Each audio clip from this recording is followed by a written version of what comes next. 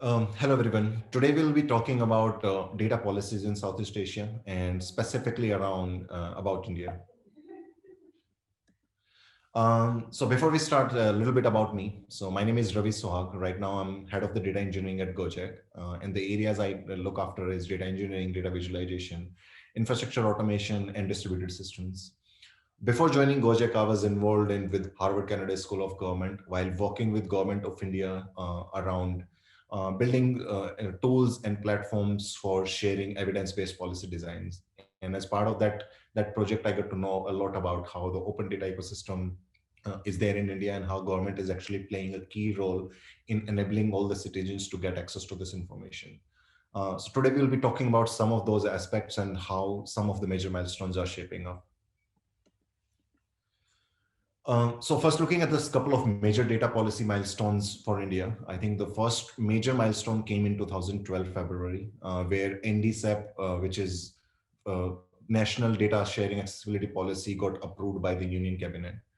And just after that, later in that year, based on that NDSAP policy, Government of India launched an open data platform, which is data.gov.in, to share this entire the entire data in the public domain.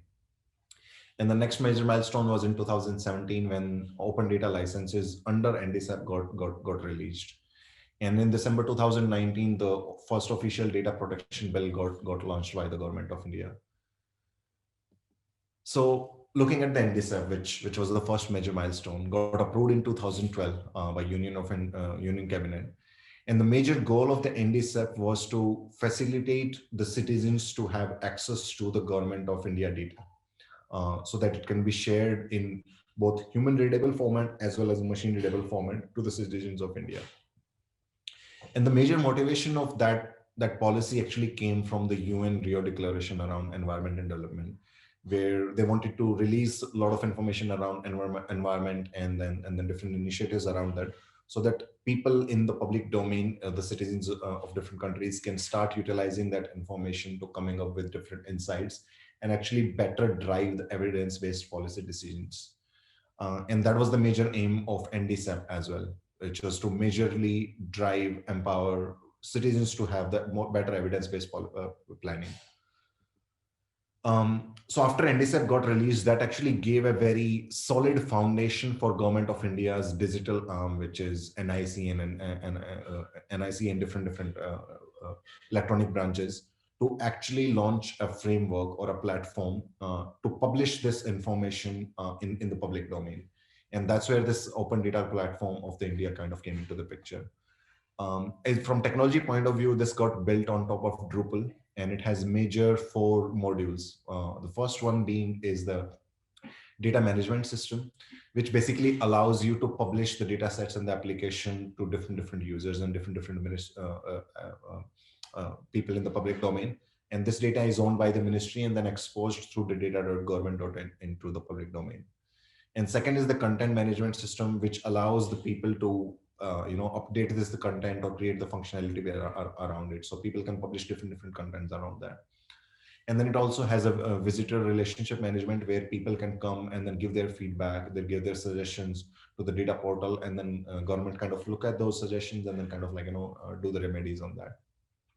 And it also has a social angle in which different people can create online community on the platform and then talk about different issues of the data. So basically, these are the 4 major components that OJD has. And if you look at the website strat, it has I think thousands and thousands of the resources in the catalogs from hundreds of departments, and then it has millions of viewed people looking at it and then accessing this APIs. So it has been a major success when it looked from the Government of India point of view, where they gave this information and people actually came up with a lot of reports, a lot of news articles, started using this information to publish insights and doing data journalism around it. So if you look at the different trends that are going in the Government of India around the open data and the data privacy, the first one is that governments are strengthening their privacy law framework. And what does that mean is that more and more businesses and different processes are going digital. For example, entire identification in India, for example, there is a Aadhaar program which actually stores the entire data in a biometric format in a digital way. So that means that more and more information, personal information of Indian citizens or citizens across different regions is actually getting stored digitally, and which makes the governments to actually strengthen these privacy laws and the frameworks around it more and more. Um, what does it mean for the organization operating in that particular region or in that particular country, right? And how do they prepare for it? So basically there are a couple of things they can do. Is one is that identify these new regulations and guidelines, and then check, do you fall into the jurisdiction of those particular guidelines, right? That could be the first step. Second is to making sure that you are commissioning the privacy health checks with the same privacy frameworks, and then align with the expectations of the regulator in that particular region. For example, certain financial systems and financial regulators expect you to have the entire information, transactional information within that particular region itself. So as an organization, you need to make sure that your entire data is actually aligned or located into the same region, right? So your expectations of the framework are same with the expectations of the regulator. And third is that you can actually go about implementing a data monitoring program to make sure all the personal data is stored within the right expectations.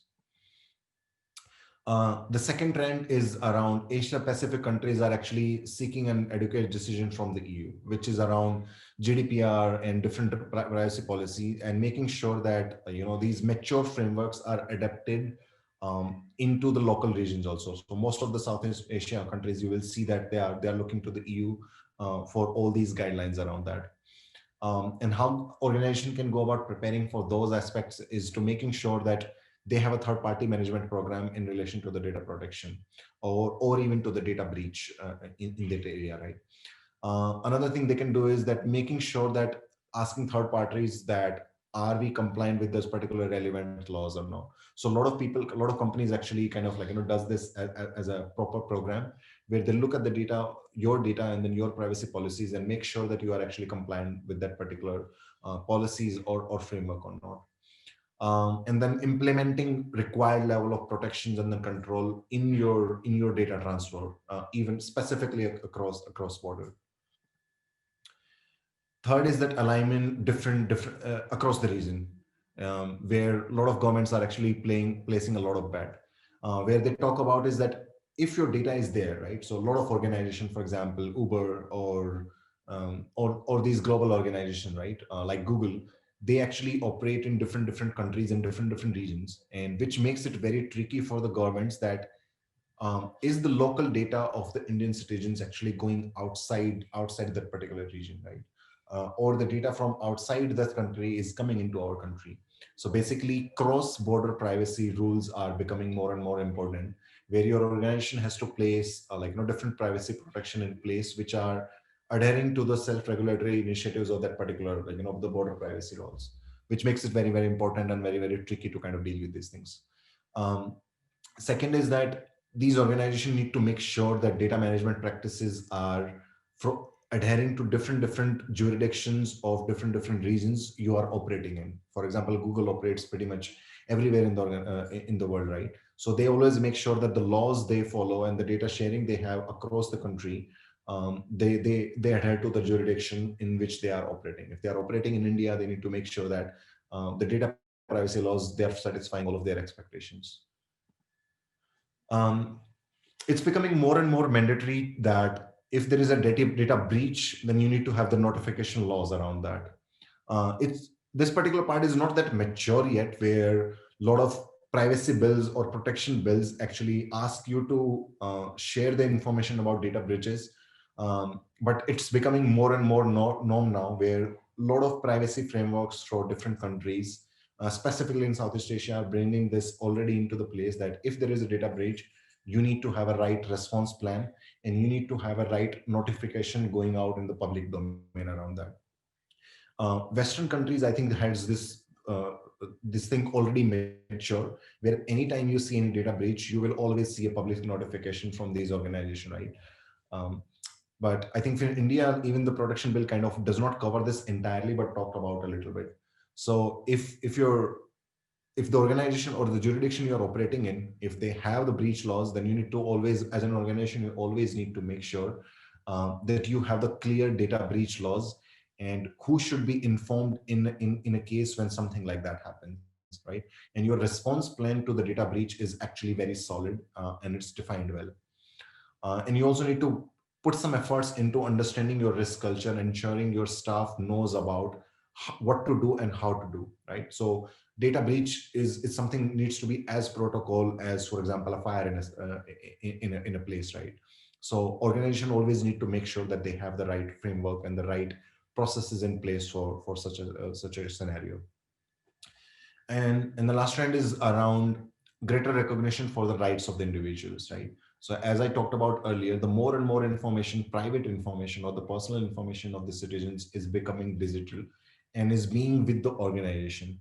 So governments are actually playing a key role in making sure that the individual rights are followed, which means that as a citizen, I expect any organization, in even the government organization, right, or the private organization, to make sure that my data is secured. And if I want my data to be disappear from their system because I want to sign out or I want to archive my data, right? So I have the right to ask the organization which is using my data to do that particular, right?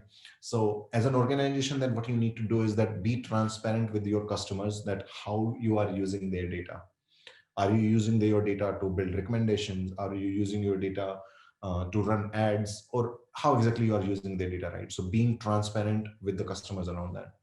And second is that communicate the process to your organization, that in case they want to deal or do something with their personal information, how exactly you are going to do about that, and what to do in case there is any breach or something like that in that case.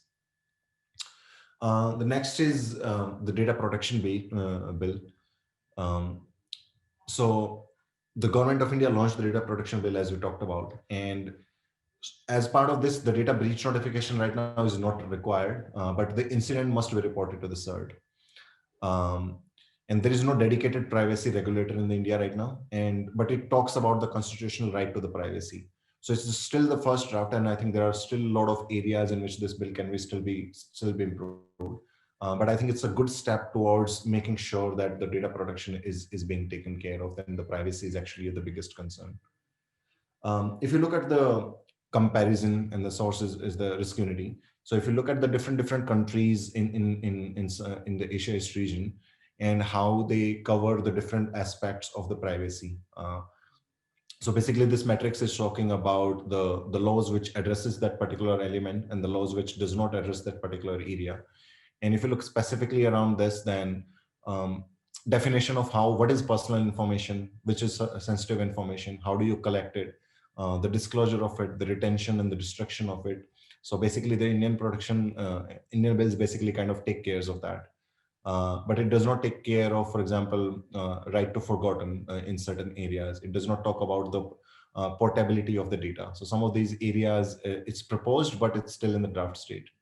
So this is basically how the bill kind of looks like at the moment. And you can look at the metric and then understand how different countries and the different drafts of it are actually kind of like, taking care of those certain things. So I think that's pretty much all from my side in terms of the data policies around that. A lot of this information is available in the public domain about the bill as well as the policy, the entire document, the cabinet document, the approved policy framework. All of these are available in the public domain. And so I think anyone can just go and look into it and then understand more about it. Thank you so much.